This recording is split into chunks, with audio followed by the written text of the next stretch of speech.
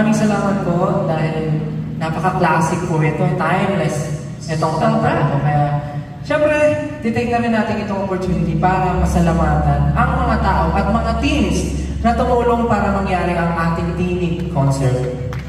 Palakpakan naman po natin unang-una ang Novotel Araneta City. Maraming salamat po. Syempre, ang aking wardrobe, Team Red XM, ang aking makeup artist, si Mama Mac Igarta, ang aking hair stylist na si Mark Camelara, and of course, my vocal coach, si Coach Brennan Espartines. Coach, maraming salamat, Coach!